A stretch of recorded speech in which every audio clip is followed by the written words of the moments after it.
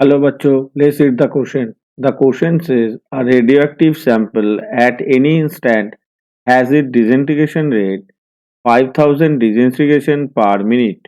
After 5 minutes, the rate is 1250 disintegration per minute. Then the decay constant per minute is option A 0.8 ln2, option B 0.4 ln2, option C 0.2 ln2, option D 0.1 ln2. So the question is based on find the decay constant with the help of disintegration rate and the time. So as we know, the radioactive decay relation is R equals to R0 e to the power minus lambda t. तो ये हो गया हमारे radioactive DK relation. यहाँ पे are हो गया किसी भी इंस्टेंट पे नंबर ऑफ एटम, यानी कि number of atom in any instant, किसी भी टाइम पे ये नंबर ऑफ एटम हो सकता है। और आर जीरो क्या होगा, ये हो गया initial number of atom, initial and number of atom initially, यानी कि जब t इक्वल्स टू 0 होगा, और r होगा जब t इक्वल्स टू t होगा। यहाँ पे ये जो लैम्डा होगा ये हो गया हमारा डीके कांस्टेंट।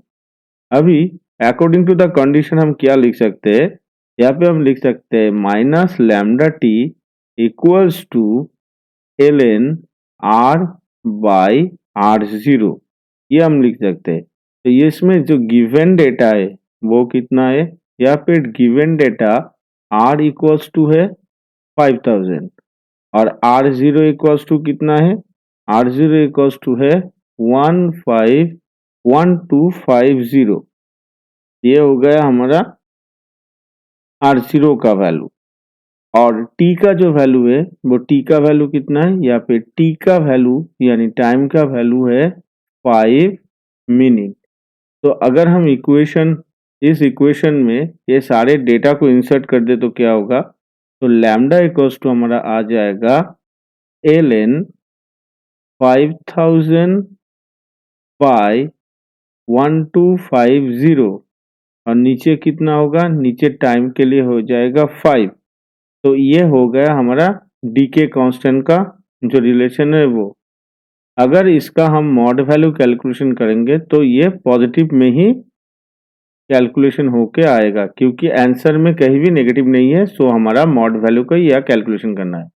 तो लैम्डा का जो वैल्यू निकल के आया वो कितना आएगा, यहाँ पे लैम्डा का जो वैल्यू आएगा वो कितना होगा, तो यहाँ पे अगर हम देखें तो नीचे है हमारा 5 और ऊपर है एल एन 5000 बाई 1250। अब इसको अगर हम कैलकुलेशन करेंगे तो कितना होगा, तो ये हमारा कैलकुलेशन होके कितना निकल के आएगा, यहाँ पे हमारा कैलकुलेशन होके आएगा एल एन और 5000 बाई 1552, इसका मतलब होगा एल एन 4 बाई 5, ये हो गया हमारा इसका वैल्यू।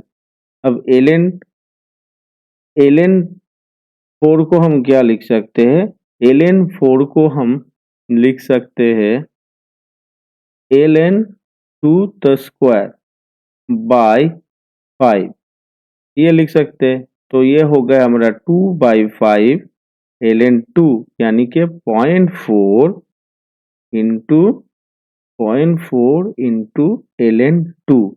तो ये हो गया लैम्डा वैल्यू यानी डीके कांस्टेंट का वैल्यू। तो अगर हम देखें इसमें से तो ये जो ऑप्शन है ऑप्शन बी, ये हमारा सही आंसर आएगा। तो हमारा आंसर आ जाएगा 0.4 ln2। Hope you all understood it well. Best of luck. Thank you.